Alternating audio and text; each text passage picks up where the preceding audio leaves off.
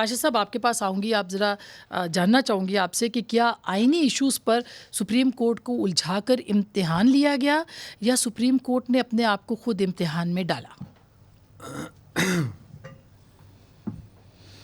Supreme court of Pakistan نے اپنے آپ کو کسی حد تک امتحان میں ڈالا. مثلا اگر یہیں سے شروع کریں کہ لاہور ہائی کورٹ میں الیکشن کے حوالے سے پی ٹی آئی نے ایک پٹیشن فائل کی اور وہ ان کے حق میں فیصلہ آ گیا اور الیکشن کمیشن آف پاکستان نے اس کو چیلنج کیا آئی سی اے میں, وہاں بھی پینڈنگ تھی.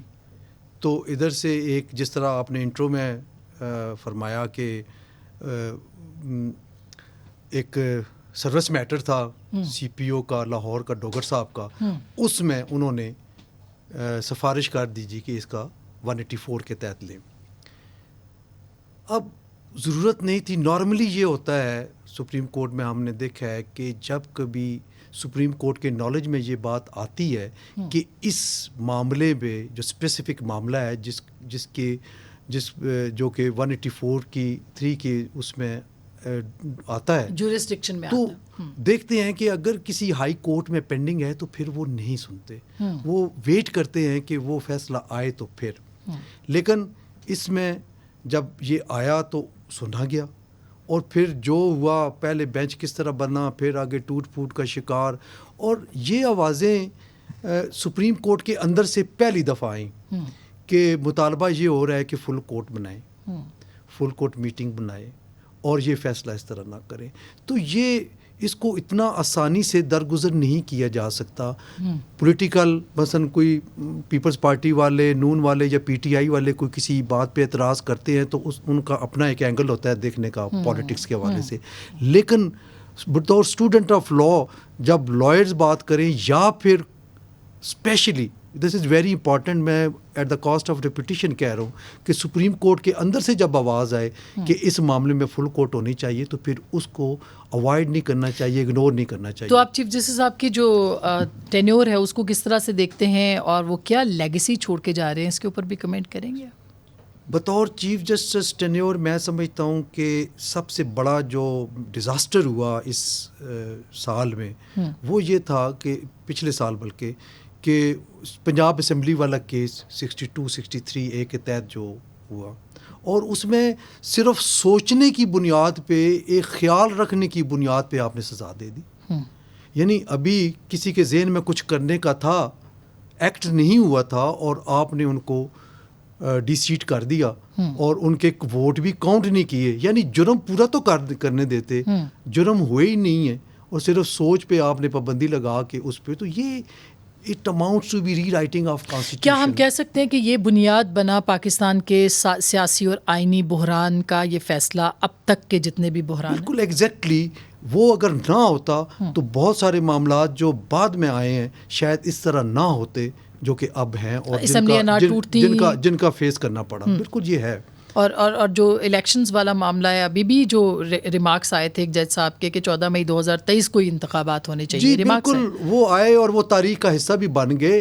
یہ ویسے میں سمجھتا ہوں کہ بہت بدقسمتی ہے ہماری ملک کی, ہماری قوم کی, کہ ایک ایسا فیصلہ جو کہ کیا گیا اور آرٹیکل 189-190 کے تحت وہ تمام پہ بائنڈنگ ہے, تمام اداروں پہ, تمام اشخاص پہ کہ وہ سپریم کورٹ کے فیصلے پہ عمل درآمد کریں.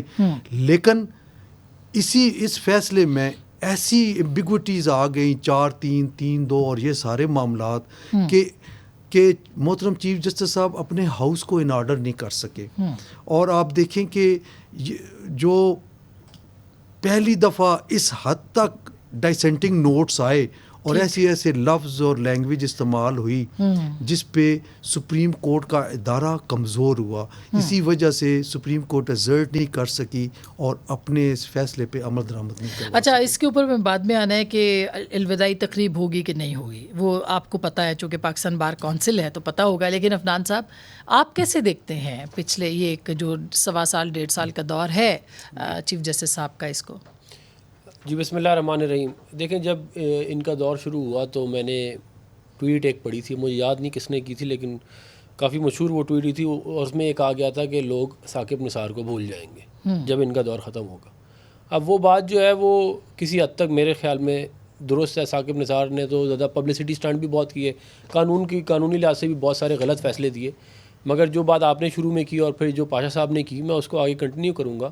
63A کا فیصلہ جو ہے وہ بنیاد ہے اس وقت جو اس ملک کے اندر ڈی اسٹیبلٹی ہے اور یہ جو الیکشنز کے معاملہ ہے. اور خالی وہ نہیں، ایک تو وہ تو غلط کیا، اس کے بعد پریکٹس اینڈ پروسیجر بل کے اندر جا کے جب آپ سے نہیں ہو رہا نا ہینڈل ایک معاملہ، آپ سے بینچ نہیں بن رہی، آپ بینچ بنا رہے ہیں، بینچ ٹوٹ رہی ہیں، تو یہ رائٹ ہے پارلیمنٹ کا کہ وہ آپ کو اس پہ قانون سازی کر کے دے دے.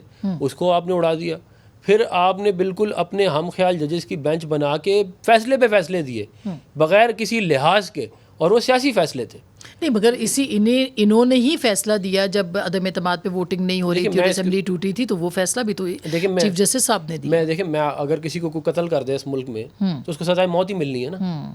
آپ بدار میں کسی کو قتل کر رہے ہیں، آپ کو سزائے موت آپ کو یہی ہوگا نا. یہ یہاں آپ کسی پہ یہ احسان کریں گے، آپ اس چیز کی تنخواہ لیتے ہیں، آپ کو پریولیجز ملتے ہیں کہ آپ نے انصاف دینا ہے. یہ کسی پہ یہ کوئی PMLN اور PTI کی برابری نہیں کرنی آپ نے وہاں. یہ آپ وہاں پہ پنچایت نہیں بٹھایا گیا آپ کو قانون دے کے بٹھایا گیا کہ آپ نے قانون کے حساب سے پھر 90 دن کے اندر انتخابات کا تو بالکل قانونی اور آئینی معاملہ ہے. میں تو یہ کہہ رہا ہوں کہ جس دن 63A والا فیصلہ آیا تھا، انہوں نے آئین کو ہی سسپینڈ کر دیا تھا. میرے نزدیک اس دن انہوں نے یہ کہہ دیا کہ ہمارے ہاتھ میں طاقت ہے توہین عدالت والی، ہم جو مرضی کریں.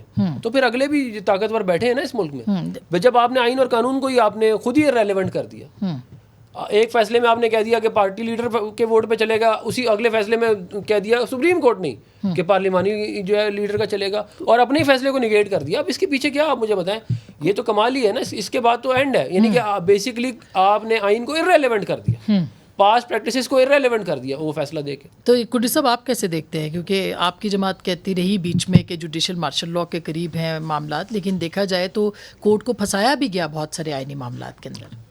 بسم اللہ الرحمن الرحیم. دیکھیں، کورٹ کو پھنسایا نہیں جاتا. کورٹ جو ہے اگر آپ کہیں کہ پھنسایا جاتا ہے، جیسے بات ہوئی کہ پچھلے اس میں جب پنجاب میں اعتماد کی تحریک آئی، اس میں دیکھیں واضح فرق تھا. ایک دفعہ آپ نے کہا کہ نہیں پارلیمان لیڈر فیصلہ کریں گے، پھر پارٹی کے ہیڈ فیصلہ کریں گے. ایک شخص کو ہٹانے کے لیے، ایک شخص کو خوش کرنے کے لیے چیزیں ہوئیں. پھر باقی جو فیصلے جو مستقبل قریب میں جو ماضی میں جو ہوئے ہیں وہ بھی سب کے سامنے جس طرح پولیٹیکل فیصلے ہوئے، اور وہ باقاعدہ نظر آ رہا تھا سپریم کورٹ کے چیف جسٹس کے وہ ایک پارٹی بنے ہوئے ہیں. اور جس طریقے سے آپ نے دیکھا کہ PTI کے چیئرمین کو بلایا گیا تھا، ریمانڈ سے اٹھا کے اس کو لے کے آیا گیا تھا، اور پھر اس کے بعد اس کو 10 مئی کو 9 مئی کے بعد اس کو پولیس ریسٹ ہاؤس میں رکھا گیا، اور پھر کہا کہ کل اس کی پیشی بھی لگائی جائے. اور مطلب جب آپ اپنے سبارڈنیٹ کو بولیں کہ یار اس فائل کو اس طریقے سے دیکھ لو، تو اس کو پتہ چل جاتا ہے کہ آپ نے کیا کرنا ہے.